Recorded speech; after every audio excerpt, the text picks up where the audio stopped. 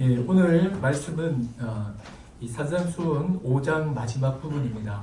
5장 전체의 주제가 바리새인과 서기관보다 더 나은 의에 대한 그 말씀입니다.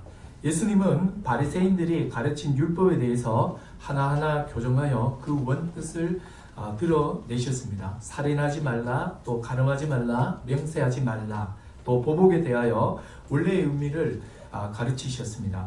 오늘 이 바리새인보다 더 나은 의의 마지막 부분입니다. 이 더 나은 의의 마지막 부분은 정말 우리가 이 말씀을 정말 접하기가 참 불편하기도 하고 진짜 거북하기도 하고 정말 이것이 문자 그대로 아니었으면 하는 마음이 드는 바로 그런 말씀입니다. 43절 여러분 다시 한번 읽어보십시오. 이게 우리 주 예수 그리스도께서 자기 백성에게 하신 말씀입니다. 43절입니다. 같이 한번 읽어보겠습니다. 시작. 또 내 이웃을 사랑하고 내 원수를 미워하라 하였다는 것을 너희가 들었으나 44절입니다. 나는 너에게 이르노니 너희 원수를 사랑하며 너희를 박해하는 자를 위하여 기도하라. 예수님께서 이 말씀하시는 게 지금 이 5장에는 형식이 다 똑같습니다. 이 당시 바리새인들의 가르침을 일컬은 다음에 뒤에서 바로 그 원뜻을 드러내고 계시죠. 21절에 옛사람이 살인하지 말라 했는데 미워하는 것도 살인하는 거다. 또 27절에도 간음하지 말라는 말을 들었지만 음욕을 품는 것도 간음하는 거다. 또 33절 역시 옛사람에게 말한 바 헛맹세를 하지 말고 이면서 다 형식이 다 똑같습니다. 바리새인들이 구약의 계명을 자기식으로 잘못 해석하여 적용하고 있는 것을 원래의 의도대로 예수님께서 풀어 설명하고 계신 겁니다. 마치 모세가 시내산 위에서 하나님의 말씀을 받아서 전한 것처럼 지금 예수님께서는 산 위에 앉아서 율법의 원뜻을 지금 드러내고 계신 겁니다. 살인하지 말라, 간음하지 말라, 헛맹세하지 말라, 보복하지 말라. 이것은 다 사람과 관련된 것입니다. 예수님께서 하신 이 말씀은요, 10계명으로 치면은 10계명의 이 5계명에서 10번째 계명까지 있는 이웃 사랑과 관련된 말씀들이에요. 자, 여러분 43절, 우리가 44절 아까 우리가 읽었잖아요. 그죠? 근데 그 전에 43절을 지금 이렇게 말하고 있죠. 또 내 이웃을 사랑하고 너의 원수를 미워하라 하였다는 것을 너희가 들었다. 근데 율법 그 어디에도요, 이웃은 사랑하고 원수를 미워하라는 말은 없습니다. 여기에 상응하는 구약 율법은 없어요. 이것은 바리새인들이 가르친 거예요. 레위기 19장 17, 18절에 이런 말씀이 있어요. 레위기 19장 17, 18절이요. 너는 너의 형제를 마음으로 미워하지 말며 너의 이웃을 반드시 견책하라. 그러면 너가 그에 대하여 죄를 담당하지 아니하리라. 원수를 갚지 말며 동포를 원망하지 말며 너의 이웃 사랑하기를 너 자신과 같이 사랑하라. 나는 여호와다. 죄를 범한 형제가 있으면 마음으로 미워하지 말고 죄를 꾸짖고 다시 그 죄를 짓지 않도록 견책, 바로잡아 주라는 거예요. 그리고 이웃을 자기 자신처럼 사랑하라라고 말합니다. 근데 바리새인들은 이 말씀을 또 이렇게 탁 비틀어 버린 겁니다. 지난주에 보복에 대해서 나누었던 것과 똑같은 짓을 한 거죠. 예수님께서는 어떤 경우에도 사적 보복을 하지 말라고 했습니다. 자신이 입은 피해나 억울함을 풀기 위해서 자기 자신이 직접 보복하는 것을 예수님은 금지하셨죠. 반드시 무엇을 통해서 보복해야 된다 했습니까? 법과 제도를 통해서 공적으로 보복해야 되는 거예요. 공적 보복을 담당하고 있는 재판관들은 이 동해 보복의 원리를 따라서 눈에는 눈, 이에는 이 원칙을 따라서 아주 공정하게 벌을 내려야 합니다. 그 이하도 그 이상도 아닌 피해를 입힌 만큼의 형량을 줘서 공적으로 이렇게 보복을 해야 되는 거예요. 그런데 인간에게는 누구나 깊은 보복심이 있기 때문에 이 판결에 대해서 언제나 부족하다 생각합니다. 피해자는 가해자가 더 많은 형량이 있어야 된다고 생각하죠. 자신이 입은 피해보다 훨씬 큰 피해를 피해와 상해를 입어야 마음이 후련한 게 인간의 마음이에요. 이게 인간이 가지고 있는 깊은 보복심입니다. 내가 받은 만큼 절대로 주지 않습니다. 이거 이상을 줘야 마음이 시원한 거예요. 바리새인들은 인간의 이 깊은 보복심을 잘 알고 있었기 때문에 악한 자에게는 이 동해 보복의 원리를 사적 보복으로까지 확대시켜서 가르치신 거예요. 그죠? 눈에는 눈, 이에는 이. 이 동해 이 보복의 원리는요, 공적 보복으로만 써야 돼요. 그러니까 법과 제도를 통해서 이 원리를 사용해야 되는데, 이걸 사적인 영역까지 다 확대해서 가르쳐버린 겁니다. 인간 본성에 아주 잘 맞는, 사례도 많고 공감을 불러일으키는 가르침이죠. 그래서 예수님께서 뭐라고 하셨습니까? 사적으로는 보복하지 마라. 심지어 너희를 해롭게 하는 자들에게도 어떻게 하는 거죠? 더 선을 베풀라고 말씀하시는 거예요. 여러분, 오늘 말씀도 마찬가지예요. 분명히 성경에는 원수를 미워하지 말고 이웃을 사랑하라 라고 했습니다. 근데 이들은 이웃은 사랑하고, 그러니까 바리새인들은 이웃은 사랑하고 원수를 미워해도 된다라고 가르친 겁니다. 근데 사실 여러분, 이 말은요, 너무도 당연한 말이죠. 나와 친분이 있고 관련이 있는 사람이 보통 이웃으로 생각하죠. 가족, 친족, 친구, 나에게 유익이 되는 사람들이 나의 이웃이랄 수 있습니다. 심리적으로 가깝고 친한 사람이 이웃이죠. 이런 이웃은 사랑하는 게 당연해요. 애를 쓰지 않아도 사랑하게 되어 있습니다. 그러나 나에게 해를 끼치고 어떤 고통을 안겨주고 나의 인격을 무시한 사람에 대해서는 자연스럽게 미워하는 마음이 일어나요. 사랑하는 마음이 생길 수 없죠. 인간이 가진 아주 자연스러운 감정입니다. 우리 인간 본성에는 이 바리새인의 가르침이 어떻게 보면 딱 맞는 이야기예요. 나하고 친한 가까운 이웃은 사랑하고 내가 나를 미워하는, 또 내가 미워하는 원수에 대해서는 아주 미워하라. 이게 얼마나 분명한 말입니까? 근데 반면에 예수님의 이 가르침은 우리를 아주 거북하게 하고 불편하게 하고 실제로 이 말씀을 액면 그대로 진짜 받고 싶지가 않아요. 44절을 다시 한번 보십시오. 이걸 지금 제가 이렇게 사상수훈을 할 때 문자주의적으로는 우리가 이 말씀을 받지 않지만 그 의미적으로는 우리 있는 그대로 받아야 된다고 했습니다. 여러분, 이건 그냥 예수님 말씀하신 그대로 받아야 되는 말이에요. 근데 여러분들이 그냥 한 귀로 듣고 이렇게 흘리지 마시고, 진짜 예수님이 이렇게 말씀했다, 이렇게 살아라고 했다라고 진짜 전제하고 다시 한번 자기에게 귀에다가 예수님이 큰 소리로 지금 말하고 계신다고 생각하고 다시 한번 더 읽어보십시오. 44절입니다. 같이 한번 읽어보겠습니다. 시작. 나는 너희에게 이르노니 너희 원수를 사랑하며 너희를 박해하는 자를 위해서 뭐라고요? 기도하라. 원리가 아니에요. 방향도 아니에요. 진짜 이렇게 하라는 거예요. 이걸 정말 이렇게 받아버리면 어떻습니까? 저도 그렇지만 성도들이요, 특히 이게 교회를 오래 다닌 사람들, 특히 성경을 연구 많이 한 사람일수록 이 말씀 앞에 이렇게 잘 직면 안 하는 경향들이 있습니다. 그래서 살짝 비틀면서 피해가 버려요. 바리새인들의 짓이죠. 근데 오늘 이 말씀을 피할 수 없어요. 바리새인들이 가르친 거, 인간 본성에 너무 잘 맞게 가공해서 가르쳤잖아요. 사랑할 만한 사람 사랑하고 싫은 사람은 미워해도 돼, 이렇게 가르쳤잖아요. 예수님께서 그거 아니야 라고 말하시면서 이웃의 범위를 원수까지 넓혀버리신 거예요. 그러면서 이웃은 원수도 너의 이웃이기 때문에 이웃을 사랑해야 된다. 원수도 이웃이다. 이렇게 말씀하시면서 실제로 사랑하라라고 말하고 있습니다. 원수를 사랑하며 너희 박해하는 자를 위해 기도하라. 아무 이유 없이 신앙을 가졌다는 이유 하나만으로 박해하는 자를 위해서 기도하래요. 원수 사랑하라는 것에 한 예를 말하고 있는 거죠. 원수를 사랑하라. 이 말씀을 지난주 말씀과 사실 연결해보면 약간 난감한 문제가 생겨요. 사적 보복을 해서는 안 되지만 공적 보복은 얼마든지 법과 제도를 통해서 실현해야 한다고 했습니다.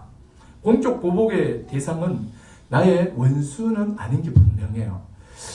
지난주 말씀드렸던 것처럼요, 우리가 어떤 이렇게 재산의 어떤 침해를 당하거나 또 어떤 법적으로 어떤 손해를 볼 때 가만히 있는 게 사랑이 아닙니다. 왜냐, 그 사람의 잘못에 대해서 공의를 실현해줘서 다른 피해를 안 입혀야 되거든요. 그래서 때로는 우리가 얼마든지 법을 통해서 그 사람을 공적으로 보복할 수 있습니다. 근데 문제는 뭐냐면 그렇게 할 수는 있는데 공적 보복의 대상이 돼버리는 순간 우리 마음에 미움과 또 그 사람을 향한 분노가 생긴다는 거예요. 원수가 돼버려요. 이번에 사경회를 인도하신 강사 목사님께서 안수 집사님에게 전세금을 떼었다고 합니다. 얼마나 믿고 싶겠습니까? 법정을 통해서 일부의 돈을 겨우 찾으셨다고 합니다. 공적으로 그분을 보복을 했는지 안 했는지 모르겠어요. 그러나 분명한 건 그 안수 집사는 목사님에게는 완전 원수 같은 사람입니다. 얼마나 큰 해를 끼쳤습니까? 그러니까 돈고 조금 있는 그 돈 가지고 겨우 모아서 전세를 얻어서 내 식구가 살고 있는데 그 가족의 보금자리를 강탈해 버렸어요. 목사인 거 뻔히 알면서. 그것도 안수 집사가요. 여러분, 이런 원수를 사랑하라라고 말하는 겁니다. 공적 보복을 한다 해도 그 대상은 미워하지 말라는 거예요. 사랑해야 한다고 말하는 거죠. 박해하는 자를 기도하라고 하셨듯이 진심으로 그 사람을 축복하라는 거죠. 조금 전 그 안수 집사를 고발해서 법의 심판을 받게 한 뒤에 돈을 떼먹은 만큼 만약에 복역을 하고 있다면 면회를 가고 영치금을 넣어주고 기도까지 해주라는 이야기입니다. 여러분, 정말 실생활에서 이게 일어날 수 있는 일입니까? 돈과 자신밖에 모르는 이 사회에서 진짜 이게 가능한 일입니까? 어떻게 원수를 사랑해요? 마음이 안 열리고 마음이 불편하고 아니면 증오와 미움과 분노와 정죄감이 가득한데 어떻게 그 사람에게 다가가서 실제로 사랑할 수 있냔 말이에요. 근데 우리 주님은요, 원수를 사랑하라고 말합니다. 그러면서 그 이유를 이렇게 말씀하세요. 그 이유가 45절이에요. 왜 사랑해야 되는지. 자, 45절 같이 한번 읽어보겠습니다. 시작. 이같이 한즉 하늘에 계신 너희 아버지의 아들이 되리니 이는 하나님이 그 해를 의인과 선인에게 비추시며 비를 의로운 자와 불의한 자에게 내려주심이라. 이같이 한즉 하늘에 계신 너희 아버지의 아들이 되리니. 이 말은 하나님의 아들이 되는 조건이 아니에요. 이렇게 해야 하나님의 아들이 된다는 조건이 아니죠. 예수 그리스도를 믿음으로 아들이 되는 거예요. 이 말은 하나님의 아들은 마땅히 하나님의 아들답게 사는 것이 당연하다는 거예요. 성경에서 아들은 두 가지 의미로 사용돼요. 첫 번째는 상속자, 두 번째로는 아버지의 속성을 물려받은 자, 즉 아버지를 닮은 자, 이게 아들이에요. 그래서 아들이란 표현이 딱 나오면 둘 중에 하나예요. 하나는 상속자, 아버지의 모든 것을 물려받는 자, 또 하나는 아버지를 닮은 자라는 겁니다. 지금 여기서 예수님께서 하신 말씀은요, 뭐겠습니까? 바로 후자입니다. 아버지의 아들은 하나님을 닮았기 때문에 당연히 하나님처럼 원수를 사랑한다는 사실입니다. 근데 우리 하나님이 어떤 분이죠? 거기 예로 드러났죠. 하늘의 해를 악인과 선인에게 공평하게 비춥니다. 살인자와 도둑에게 약간 비추고 착한 사람에게는 많이 비추고 그렇지 않다는 거죠. 똑같이 악인이나 선인이나 똑같이 해의 혜택을 주시는 분이에요. 비도 의로운 자와 불의한 자에게 똑같이 공평하게 주신다고 하죠. 그게 나와 있지, 그죠? 악인의 밭에는 비를 찔끔 주고 의인의 밭에는 풍족히 주시는 그런 분이 아니에요. 똑같이 차별 없이 동일하게 비를 주십니다. 하나님께서는 사람을 사랑하는 데 있어서는 차별이 없다는 거예요. 악한 사람은 미워하고 착한 사람만 사랑하시지 않는다는 거예요. 이게 우리 하나님 아버지의 성품이에요. 사람을 사랑하면은 의인과 불의한 자의 차이가 있어서는 안 된다는 거예요. 불의한 자이든 의인이든 똑같이 하나님은 사랑하십니다. 그러므로 하나님의 아들인 하나님을 닮은 너희도 어떤 차별도 있어서는 안 된다는 거예요. 하나님께서는 자신의 형상대로 지음받은 모든 사람을 사랑하세요. 모든 사람을 다스리시고 생명을 유지할 수 있도록 먹을 것과 마실 것을 풍족히 주세요. 그래서 하나님을 닮은 하나님의 자녀들 역시 인간관계 속에서 선인과 악인의 구별 없이 다 우리의 사랑의 대상입니다. 그렇다고 해서 여기서 오해하시면 안 됩니다. 그렇다고 해서 모든 공적 보복까지도 안 하는 게 사랑이 아닌 게 아니에요. 공적 보복을 할 수 있는 거야. 해야 돼요. 그러나 사랑에서는 제외시키면 안 된다고요. 이게 참 우리의 어려움인 거예요. 의로운 자, 불의한 자 구분 없이 사랑해야 돼요. 나에게 모욕을 준 사람, 나에게 심각한 피해를 끼친 사람, 나를 멸시한 사람, 고통을 준 사람 할 것 없이 다 나의 사랑의 대상입니다. 나에게 유익을 준 사람, 힘들 때 나를 도와준 사람, 나를 위로한 사람, 나를 인정한 사람, 나를 칭찬, 격려하고 늘 나와 함께하는 그런 사람만 사랑해서는 안 된다는 거예요. 우리의 사랑의 대상은 모든 사람입니다. 하나님께서 악인과 의인에게 해를 비추고 피를 똑같이 주시는 것처럼 우리는 사랑을 차별할 권리가 없는 자들이에요. 여러분 이거 한번 찾아보겠습니다. 요한일서 4장 7절과 8절입니다. 오늘 말씀 하나만 찾을 거예요. 요한일서 한번 보십시오. 자, 요한일서 뒤에 저 뒤에 있죠. 많이 뒤에 있습니다. 요한일서 4장입니다. 자, 신약성경 392페이지죠.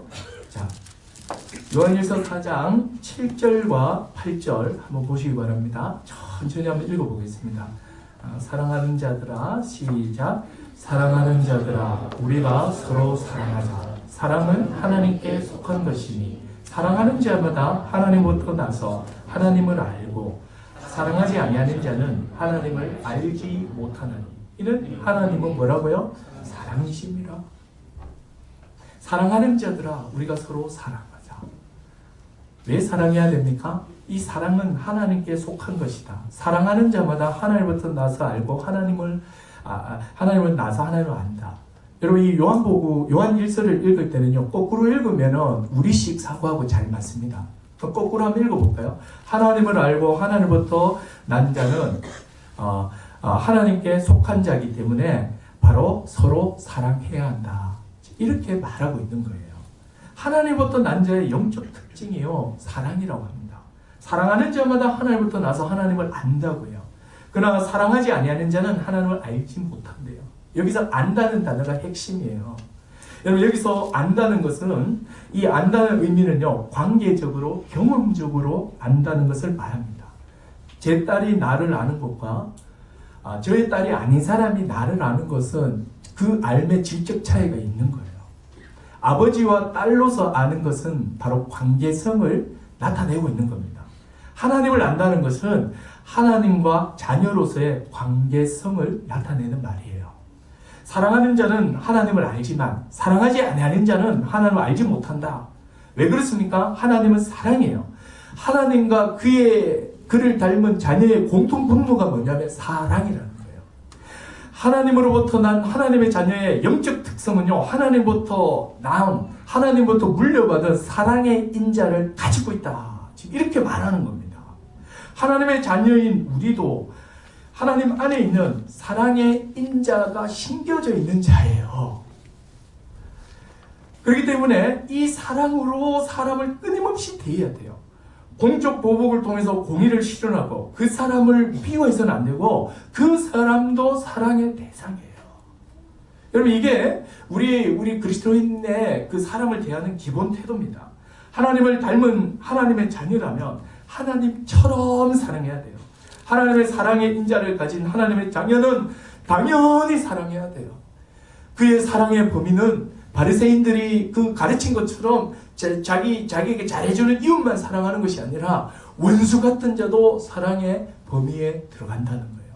하나님께서 악인과 의인에게 해와 비를 공평하게 주시거든요. 여러분 손양원 목사님이라고 아시죠? 사랑의 원자탄으로 아주 유명하신 분이십니다. 손양원 목사님이 보여주신 사랑이 너무도 충격적이고 파급이 커서 그분의 별명이 사랑의 원자탄입니다. 1948년도에요. 여수와 순천에서 좌익 반란군에서 여순 반란이 일어났습니다. 여러분 그 젤라도 쪽이 보면 그 이렇게 지금도 이제 뭐 이렇게 뭐 빨갱이 이런 그 연세 드신 분들은 생각이 많거든요. 그 이유가 있습니다. 이유가 딴 게 있는 게 아니고 젤라도 쪽이 곡창지대입니다. 뭐 김해 평야부터 해서 그 아주 그 이 벼농사에 그 필요한 평야가 굉장히 발달한 곳입니다. 우리나라 쌀의 거의 상당 부분을 저 전라도 쪽에서 다 아마 공급이 될 겁니다. 근데 이제 일제시대 때 이제 보면 지주들이 많을 거 아니에요.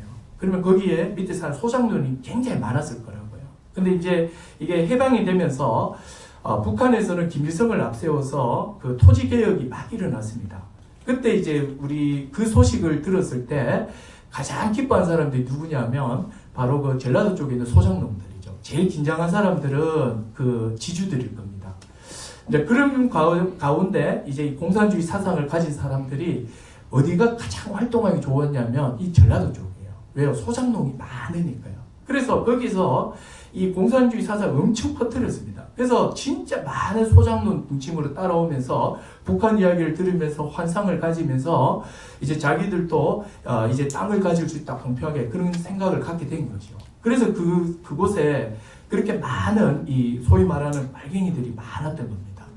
근데 이 잔당들이 이제 잔당이 아니라 여기에 이제 이렇게 그 세뇌가 되었던 사람들이 이제 그 좌익의 이 선동에 이제 놀아나서 여순 그 순천 반란 사건이 일어났습니다. 그래서 이걸 여순 반란 사건이라고 합니다. 이때 손양원 목사님의 두 아들이 죽었습니다. 손동인과 손동신이었습니다. 장남 손동인이가 순천고등학교 다니면서 고등학생이에요. 고등학생. 한 17, 18인가 그랬어요.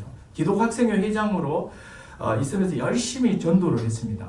여순 반란이 딱 일어났을 때 그때 좌익편에 서 있던 안재선이라는 학생이 큰아들 손동인을 반동으로 고발을 해서 인민재판에서 사형을 시켜버려요. 그러니까 고발을 하고 결정적인 증언을 해서 죽이게 본다고요. 이때 동생 그 동신이가 중학생이었는데 형과 함께 같이 사형을 당해버립니다.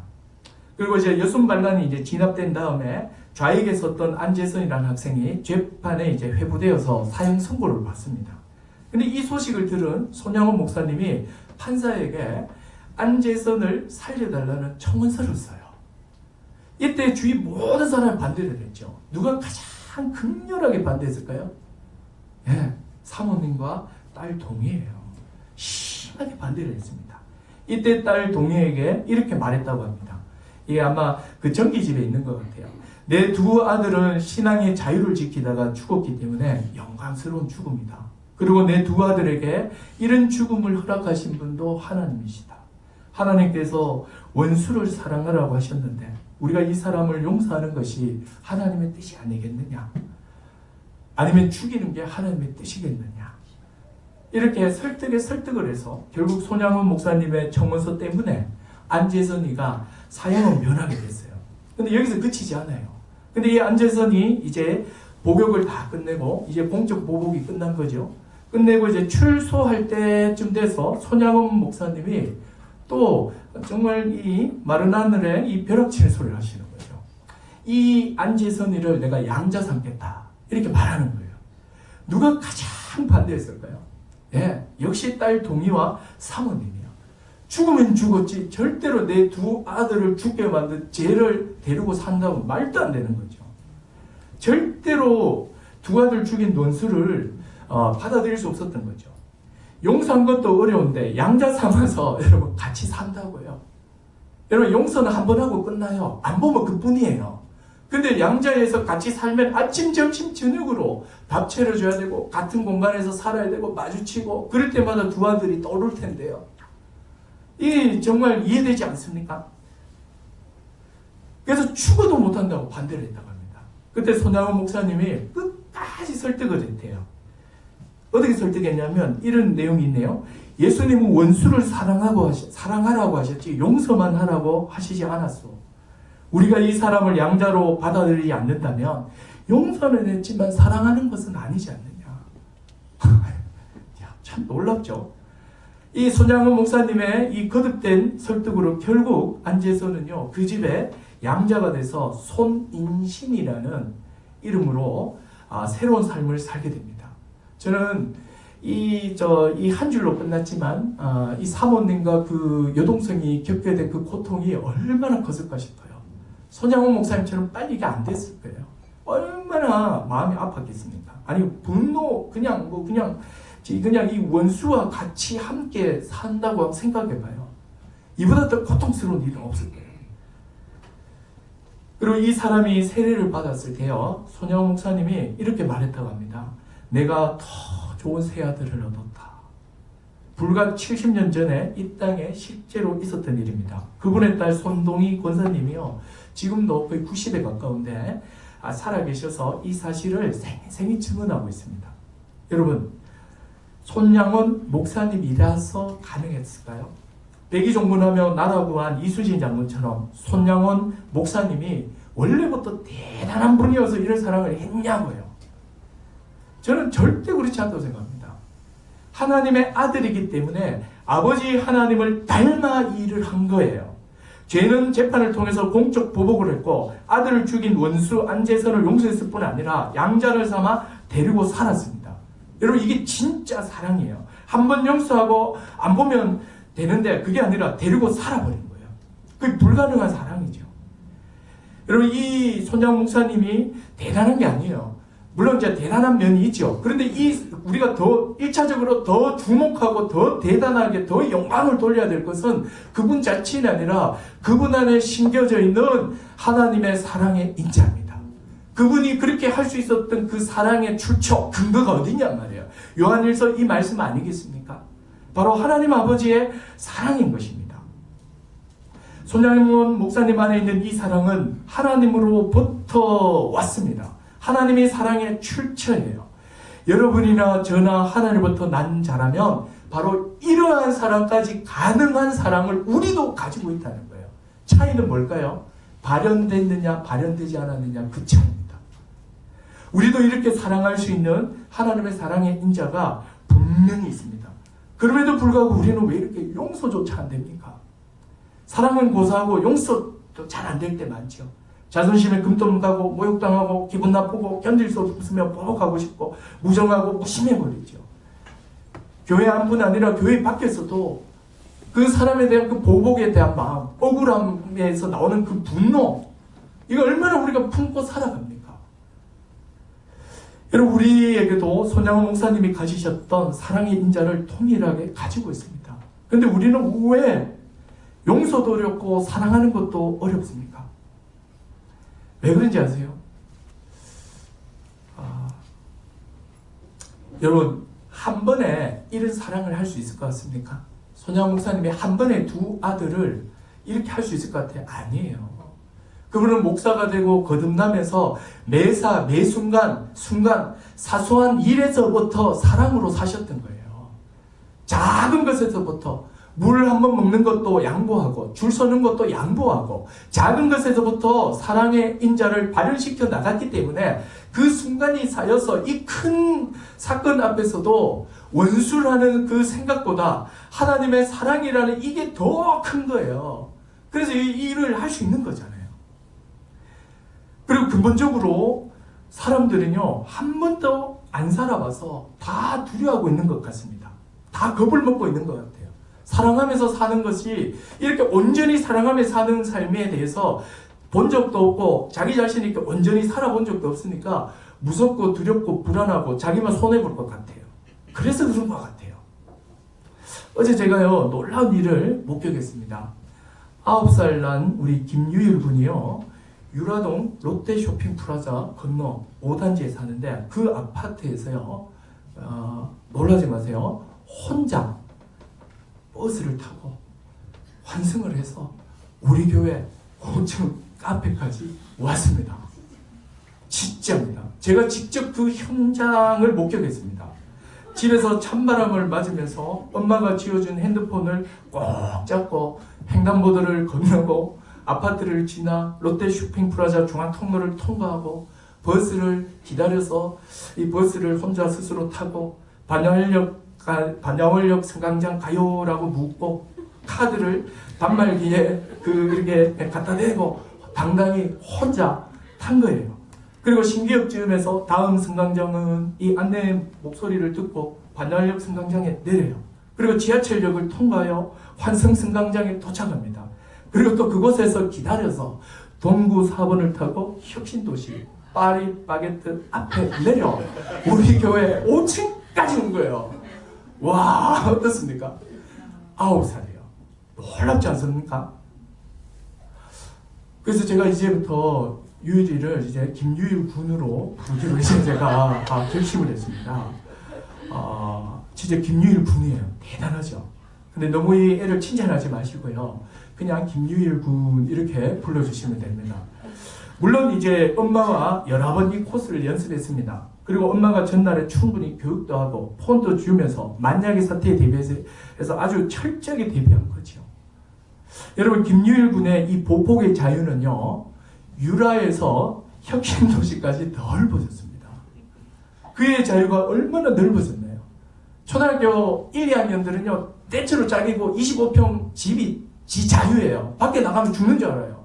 근데 얘가 그 두려움을 한번 팍 깨고 나니까 혁신까지 넓어졌어요. 와, 놀랍다 그랬습니다. 김유일 군은 사실 이렇게 할 수 있는 능력이 잠재되어 있었죠. 엄마의 두려움과 아이의 두려움이 계속해서 작동했다면 절대로 이런 일은 일어나지 않습니다. 한참 뒤에나 가능할 겁니다. 여러분, 우리는 사랑하는 것이 두려워요. 사랑하는 것이 무서워요. 한 번도 안 가본 길처럼 두렵고 불안하고 서툽니다. 여러분, 우리는 사랑의 인자를 가진 자예요. 우리는 사랑할 수 있는 자가 되었어요. 생각이 정리되고 마음이 풀리기를 기다리지 마시라고요. 절대로 사랑이 발현되지 않습니다. 그냥 사랑하세요.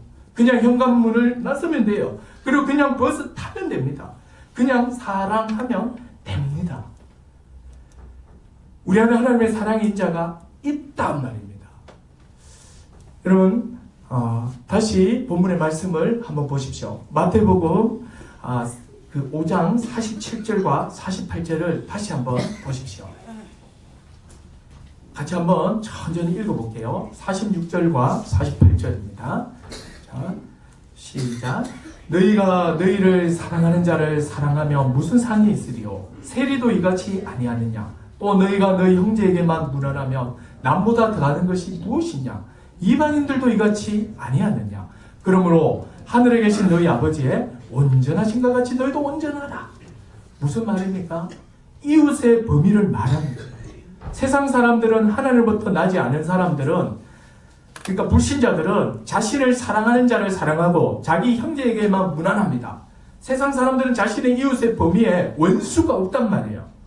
자신을 해롭게 하고 손해를 끼치고 모욕을 주고 고통을 주는 원수는 내가 사랑할 대상이 아니고 미움의 대상이에요. 당연해요.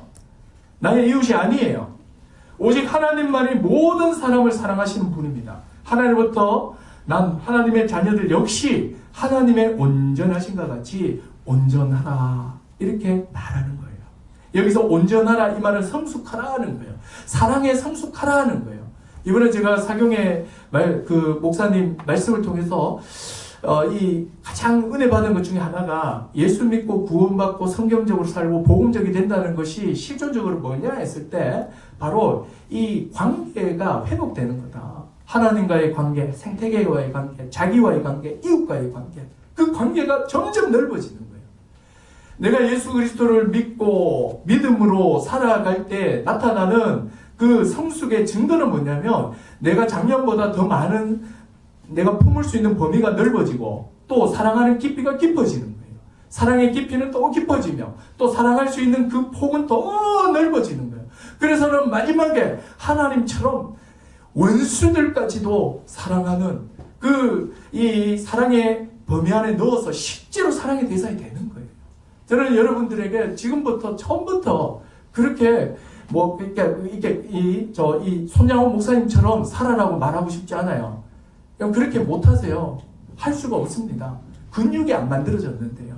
작은 것에서 시작하십시오. 지금 내가 할 수 있는 그 사랑부터 시작하십시오. 그 시작점이 바로 교회예요. 교회에서조차 우리가 이 사랑하는 것을 실패해 버린다면 여러분 세상에서는 말할 것도 없습니다. 여러분 정말 뜨겁게 사랑하셔야 돼요. 진심으로 사랑하셔야 돼요. 공동체가 믿음으로 살 수 있는 안전망이 되어 주어야 된다고 이번에 사경의 목사님이 말씀하시더라고요. 제가 그거 들으면서 이야 저거다 싶은 생각이 들었어요. 믿음 때문에 실직한 사람에게 돈을 거둬서 구직할 때까지 월급 주고 어려운 사람 교제 가운데 있으니까 알잖아요. 등록금 내야 될 때 됐을 텐데 이렇게 생각하고 그냥 이렇게 막 서로 도와준대요. 또 희년은행 통해서 무이자로 빌려주기도 하고. 여러분 우리도요 똑같이 할 수 없지만 창의적으로 사랑하십시오. 사랑의 범위를 두지 말라니까요. 창의적으로 생각해 보십시오. 우리가 할 수 있는 일이 분명히 있습니다. 우리도 모르는 사이에 우리 자꾸 제안을 해버려요. 그러지 마시고 뜨겁게 사랑하십시오. 먼저 교회 안에서 두려워하지 말고 사랑의 삶을 사십시오.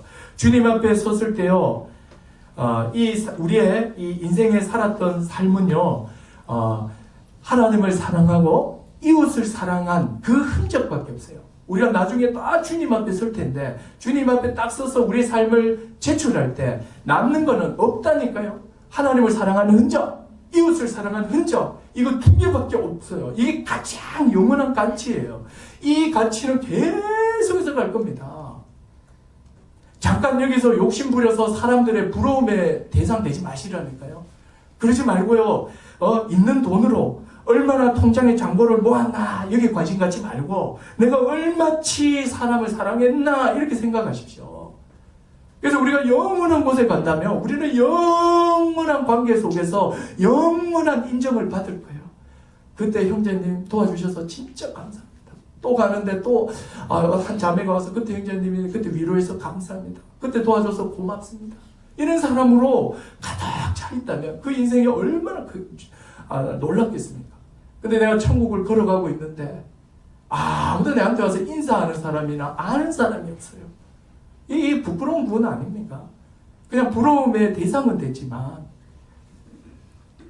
존경이나 참으로 존중의 대상은 되지 못했던 거죠. 나를 위해서 얼마나 시간을 썼나가 아니라요. 얼마나 다른 사람을 위해서 내 시간을 허비했는가. 이걸 우리가 물어야 됩니다. 이것이 우리 삶의 절대적 평가 기준이에요. 이 두 가지입니다. 이게 가장 영원하잖아요. 여러분들 우리가 한번 생각해 보셔야 돼요. 여기 저뿐 아니라 여기 계신 모든 사람들이 자기 삶에서 가장 중요하게 여기는 큰 생각들이 있습니다.